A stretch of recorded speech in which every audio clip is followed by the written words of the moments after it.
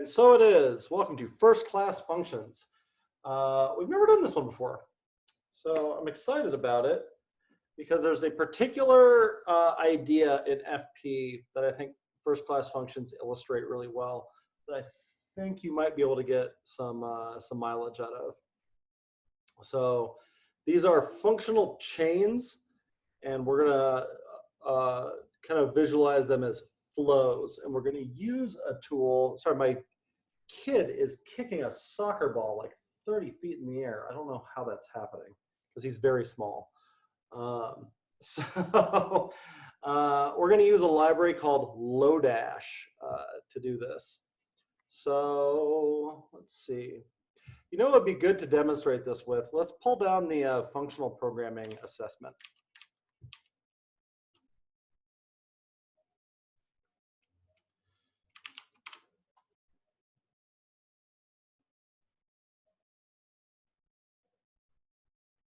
Oh, shoot, did I take it out? Dag. All right, that's fine. We can make something up. All right, I'm going to screen share.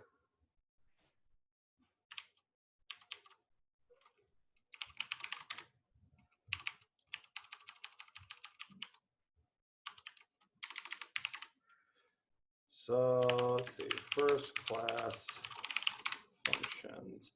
All right, I'm going to make this an NPM project with npm init-y. You don't need to follow along just yet. And the only reason I wanted to do that was so that I could get LowDash, which I'm going to install with npm I LowDash. So if I open up some blank JavaScript file, let's say I want to do a bunch of different number transformations. So I'll start with some numbers.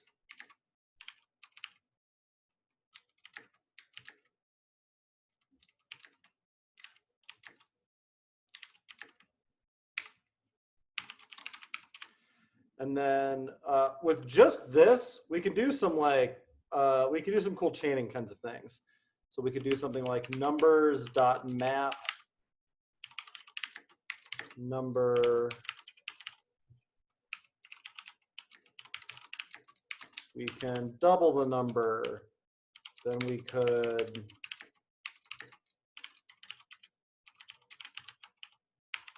double it again. And then we could do something like, maybe this time we multiply it by 20.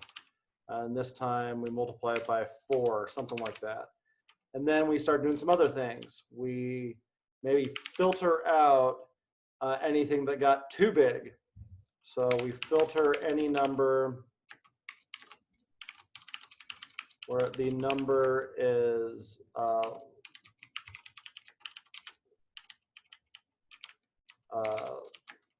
we only want to keep numbers that are over 100, or sorry, under 100. Got that backwards. And then maybe we want to reduce those.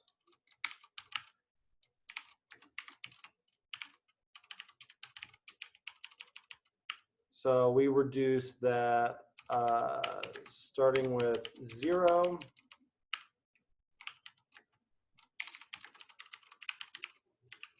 And we'll return sum plus number. All right, and so there we have a chain of applicatives. So first thing we do to improve this is first class functions. So all of these things we can just extract into functions and use those directly. So like for that first one, we might have a double that takes in a number and returns number times 2. And now that like inline function there, fuck it, just use the first class one. That's starting to get a little bit better. And then we have one that's like times 20.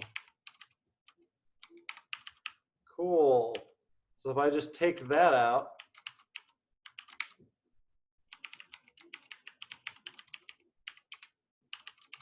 All right. Maybe I make one called quadruple.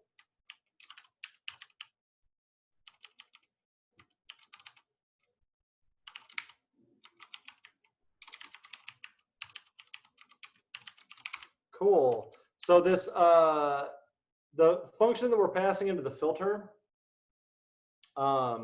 these have a specific name, this type of function. It's called a predicate. It's just a predicate is something that returns true or false. So call it is less than 100. And takes in a number and returns that.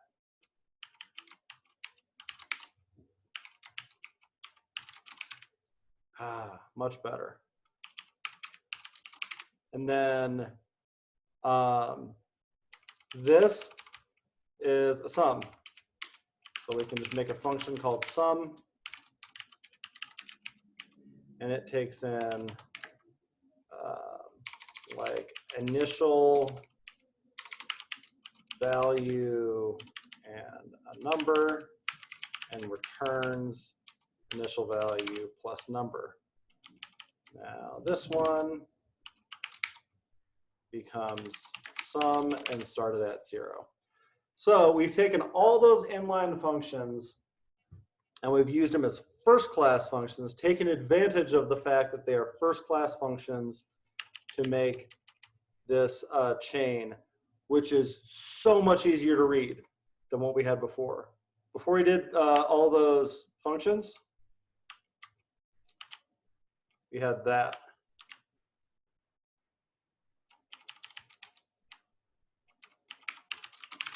Oof. Pretty night and day difference between those as far as readability goes. Here's another good reason to not inline those. And this starts taking advantage of some of these functional programming principles that we talked about yesterday. Check these out. These first three here, those are real darn similar. Anybody think about what I would need to do to be able to make those like one function, basically? You can pass in another value. Yeah. So you can pass in like the 2 or the 20 or the 4 or something. Yeah. Shoot, anybody know what that's called? The product is the result of multiplication. What are each of the like arguments for that called? What are the names for the numbers in a multiplication?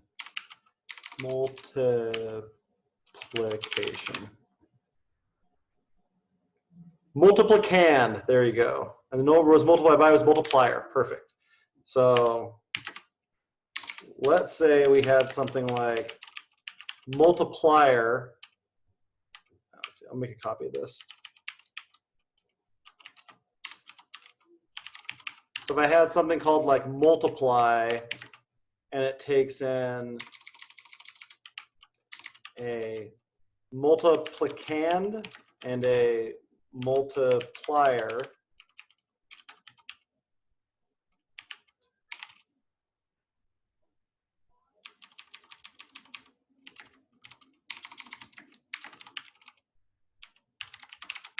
okay, that would be pretty cool.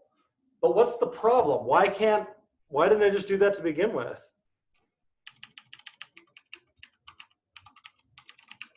Why am I going to have a hard time with this?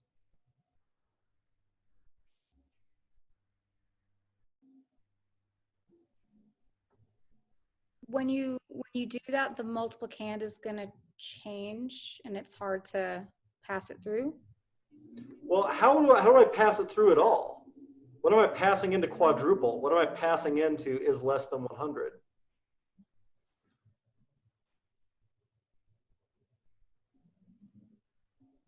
You're passing in your map, the array. I'm passing in that array. I'm not passing that in. I didn't do something like that.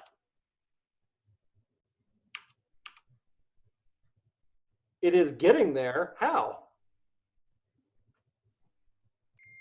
Map passes in like each element of the array. Yeah.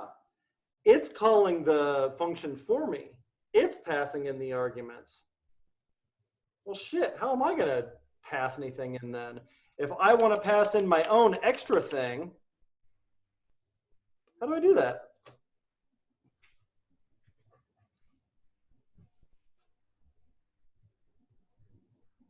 You would need like another constant, and then you would have to pass that constant in. Yeah, something kind of like that. How do I get that into that function, though? I'll give you a hint. We saw the answer in the higher order functions thing yesterday. You had outer functions and inner functions. Yeah, I had outer functions and inner functions. What did those inner functions do? The inner functions had a separate number that was assigning a value. Yeah, they had like kind of their own thing going on. Think back to what a higher order function is. Anybody remember the definition? I remember it enables you to pass functions as arguments. Yes. And it also will let you return a function as an answer, as a value. hey, also lets us return a function. So, okay, well, if map needs a function definition, and filter needs a function definition, and reduce needs a function definition, and if we think about that other thing where an expression is the exact same thing as what it evaluates to, can anybody fill in the blanks on that?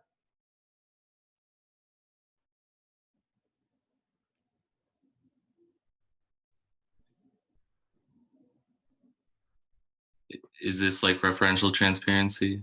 Yeah. So I could maybe make a function call that evaluates to a function definition. Whoa. So what if I make this function something like multiply by, and it takes in a multiplier, and instead of returning that multiplication, what if it returns a function? What if it returns a function that takes in a multiplicand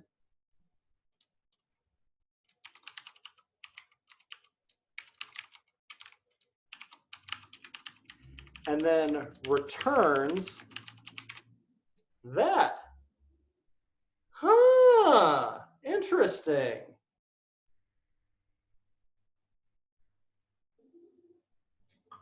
How could I use that?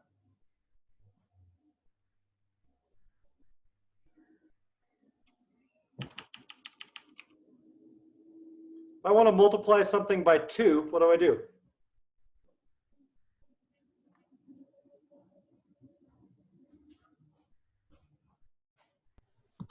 Could you simply put the by and then pass that 2 in as the argument? Ta-da! Referential transparency says that multiply by with 2 passed in is equivalent to that function. This function. And that function can see multiplier.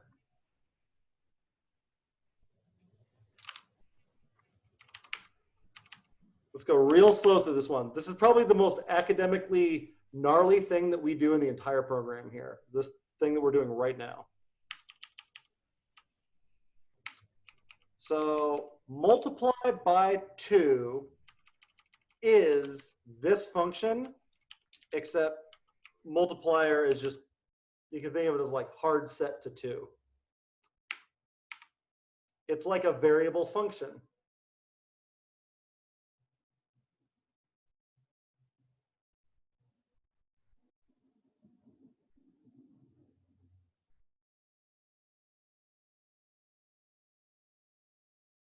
Pretty fucking cool. Is it weird to think of it kind of like that they're like tunneling in? No, that's a great way to think of it. Okay.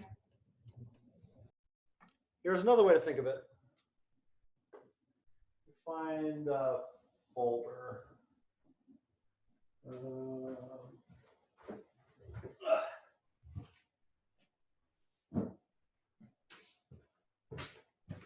All right. Here's a diploma holder. Okay, so I have this folder. Now I want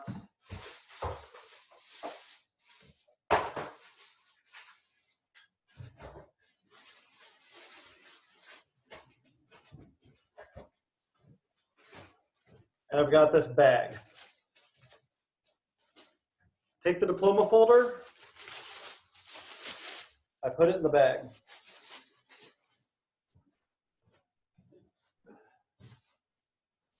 And now I take this drawing my kid made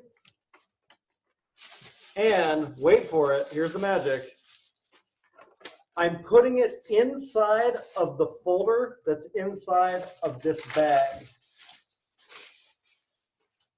So I put that piece of paper into the bag and the folder. And here's the wild part. When I take the folder out of the bag, I still have a piece of paper. This is an inner function. This is an outer function. This is an argument. My inner function is inside of my outer function. I take this argument, I put it into the outer function, and I keep tunneling in so that it goes into the folder. I return the outer function. Its return value is this function that has that variable still.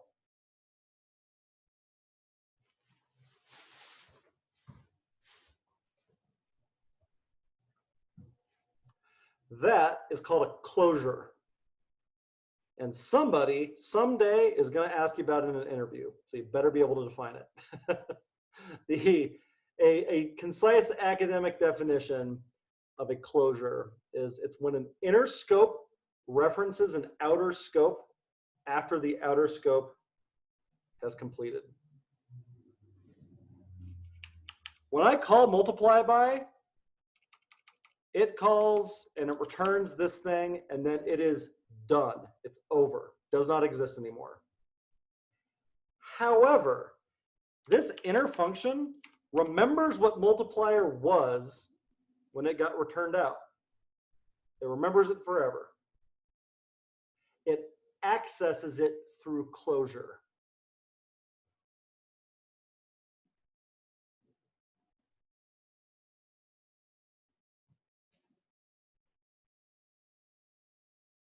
Could you repeat that definition one more time, Kyle? Absolutely. A closure is when an inner scope references an outer scope after the outer scope has completed. So in JavaScript, functions create scope. It's not the case in every language, but so we have that inner function there. It's using multiplier, but multiplier isn't from its scope. Multiplier is up here in this outer scope. We could even do other shit up here. We could say, no, multiplier plus equals 5. We can modify it. We can do whatever we want with it. But the fact that this inner function is referencing it, even though it didn't get passed into it, it doesn't own it, it's accessing it through closure.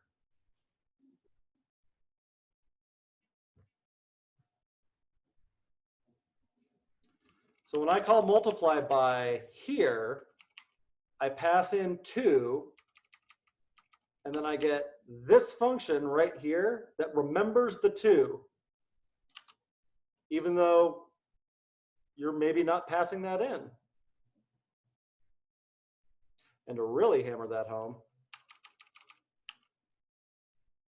so we could say that this double function, well, shit. This might make this more, actually, I'm gonna leave that out right now. That might make it more complicated.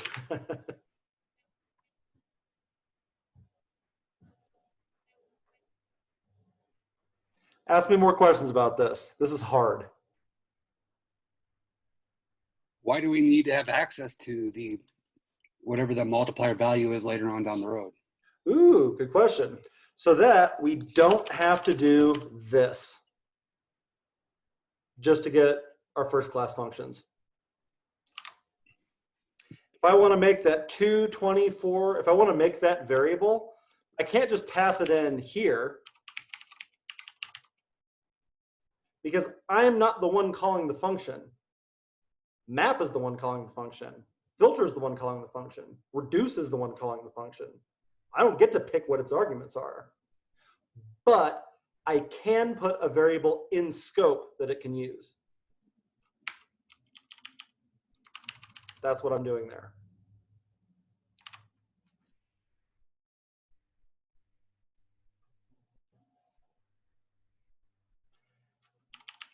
This is the function that map calls, that filter calls, that reduce calls. I just made it able to see this multiplier like that. And because of referential transparency, this multiply by 2, that's as if I just typed that in directly. It's the same thing, except it can see that multiplier value.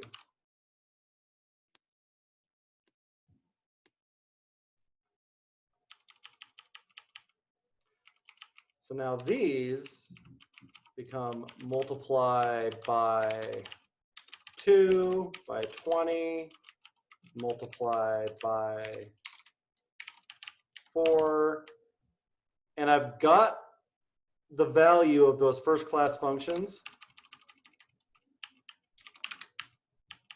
and I really abstracted out this solution quite a bit.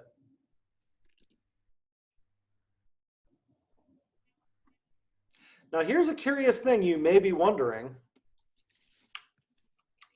Part of the point of this originally was readability, right? So let's take a look at our four ways to do this.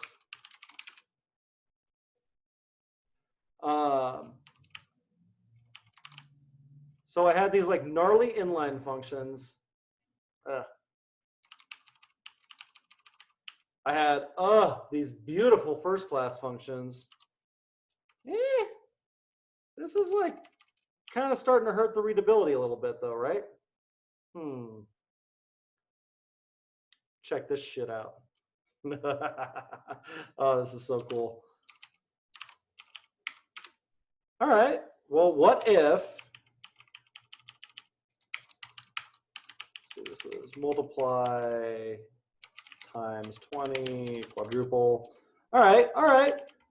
If I want those back, how about I just save them as variables, as first class functions? What if I said const double equals multiply by 2 and times 20 is multiply by 20 and quadruple is multiply by 4. Now I can do this exact same thing I was doing up here. Pretty fucking cool, huh?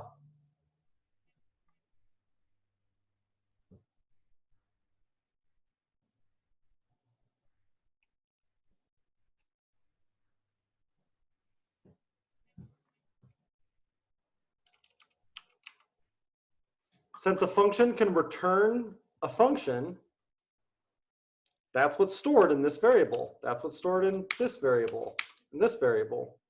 Just storing a function in there. I called a function, it returned another one, but each of those are going to have those variables in their scope. Isn't that fucking cool? That's functional programming, like in a nutshell. We're building more complex behavior out of tiny little Lego pieces of behavior. And we're keeping the state separate from those always.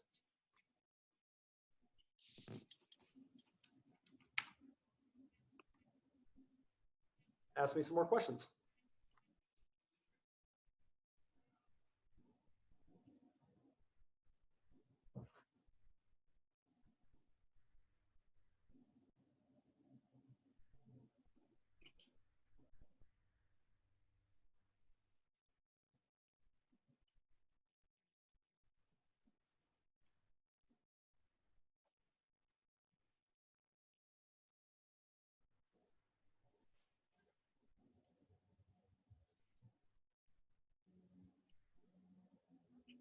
All right, one last thing I want to show you with this, and then we can kind of play around as a group.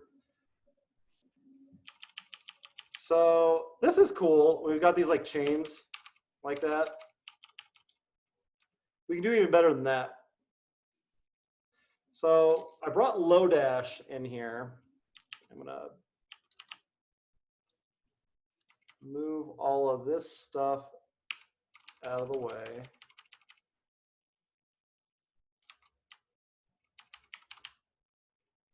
And just do this.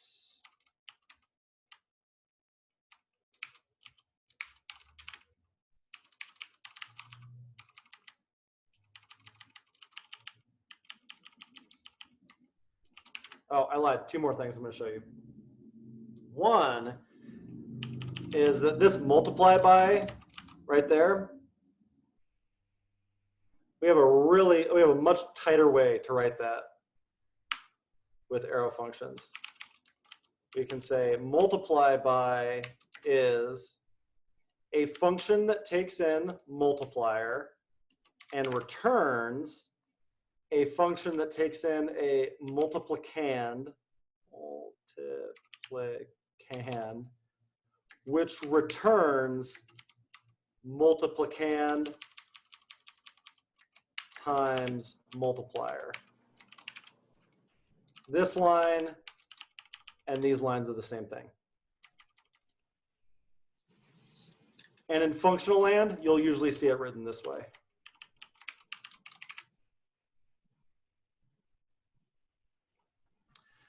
So what we're doing is we're taking the numbers and then we're doing an operation on them and an operation on them and an operation on them and an operation. Cool. So you might call that a functional chain. We can reimagine this as a flow, and I'll show you why that's cool. So if I said, I want to pull in flow from Lodash FP. While I'm at it, I'm going to bring in map, filter, and reduce. So if you've never used Lodash before, it's a utility library.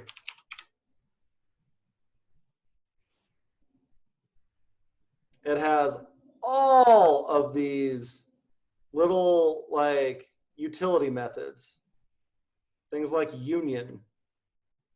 You just pass it a bunch of arrays and it goes, cool, here is the unique values that are in all of these. You can do things like filter and find, except they also work on objects. And they also have like some pretty cool syntax things in them. Group by, this is a real handy one. We can take in an array and then find ways to group that array into like an object.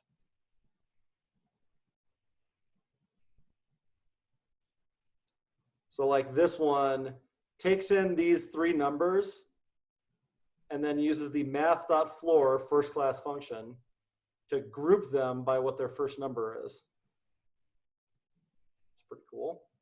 These are things that like you write all the time. So like John Higger the other day, he wrote a sample method. It just takes a random element from an array. Don't write that. They've got solutions for you already. They got you covered. We have all kinds of like cool little utility methods. When we bring in the FP library, it does a couple of neat things. Don't worry too much about it. The major one is that it flips the data, so the data is always the last thing you're passing in.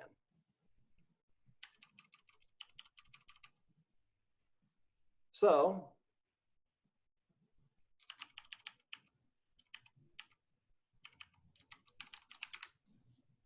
watch this. We call flow. Flow takes in an array of functions, and it takes the output of the previous one and makes it the input of the next one. So we might do something like map double, map times 20, map quadruple, filter is less than 100. Oh, we still need to write that one. We also still need to write the reduce. Or I can just bring them back. Yes. Reduce sum. So we've reimagined this as an array of functions.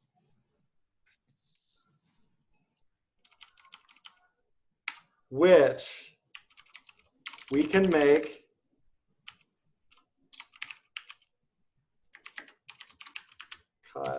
Kyleify. We can make that its own first class function.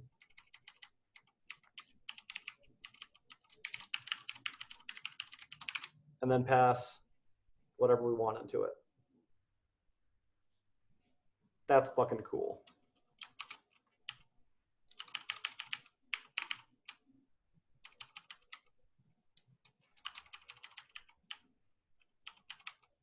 Can rewrite these as fat arrows also.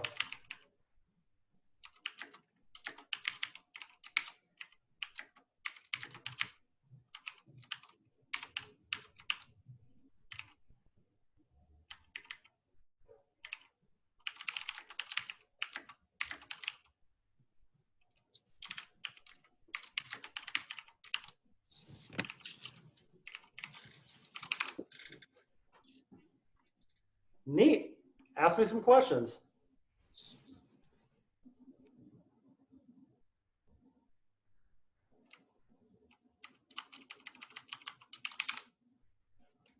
Can you give me like a real life, a real world example of like a situation where this would come in handy? Or Absolutely.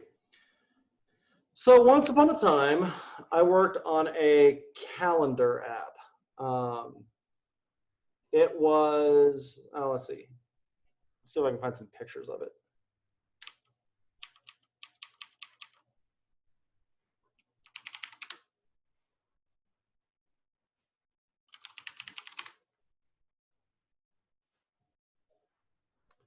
Let's see, March of last year, maybe. All right, here they are.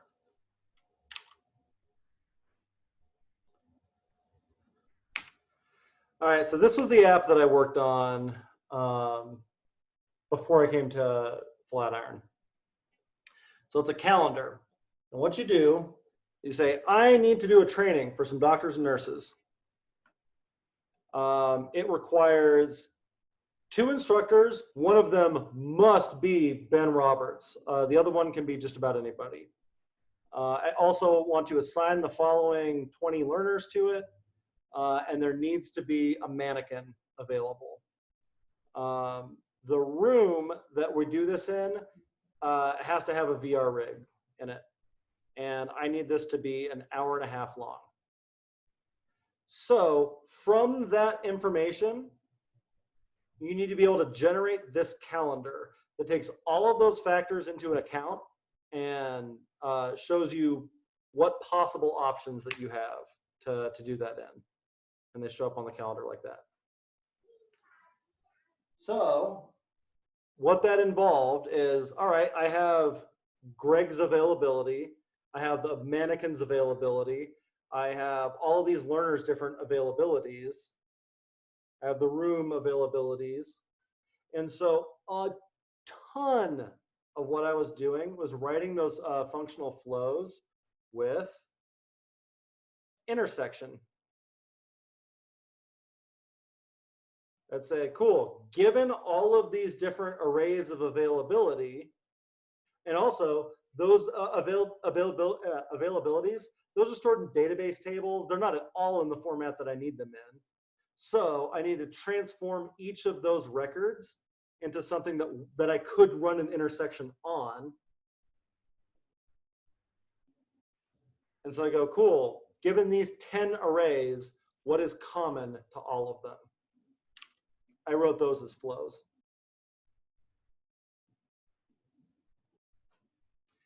This array, intersection this array, and then the resulting thing, intersection this array. So that might have been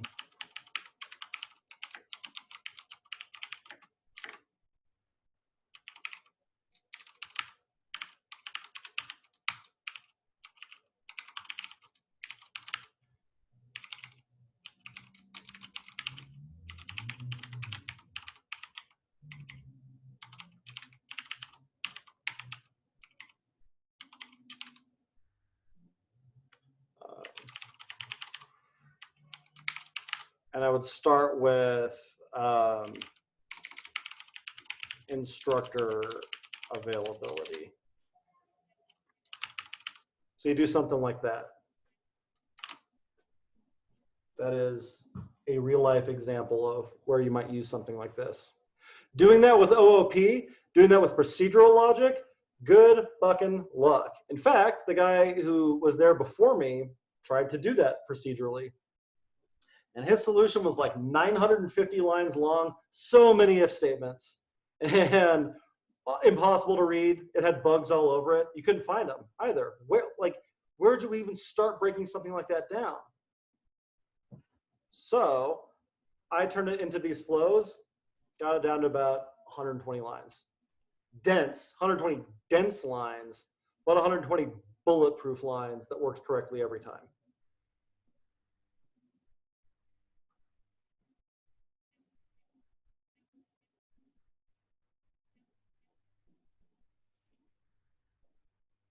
Ask me more questions.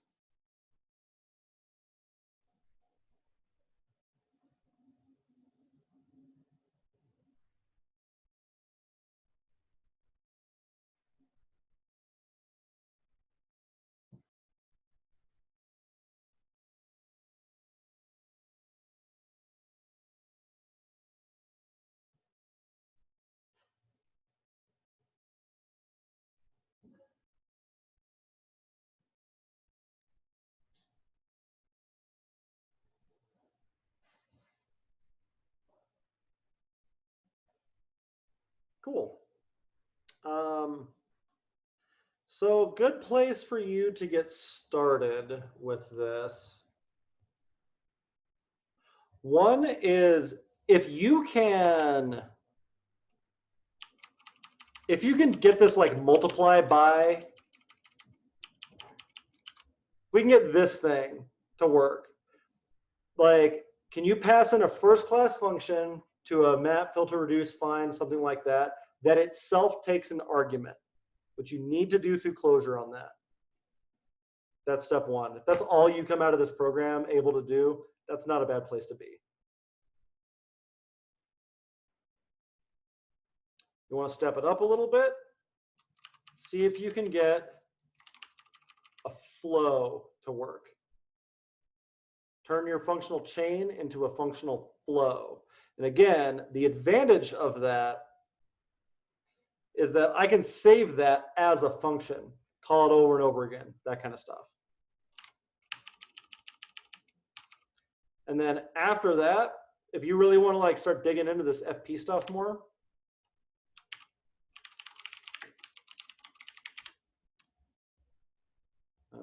no, focus this one. This book, Functional JavaScript. It's a short one, also very dense, but this is a goodie. Doesn't assume like really anything more than you know right now. That's a good one.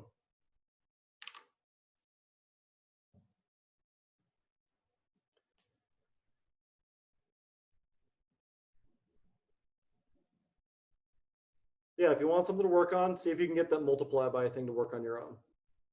If you get stuck, drop me a line. Barring that,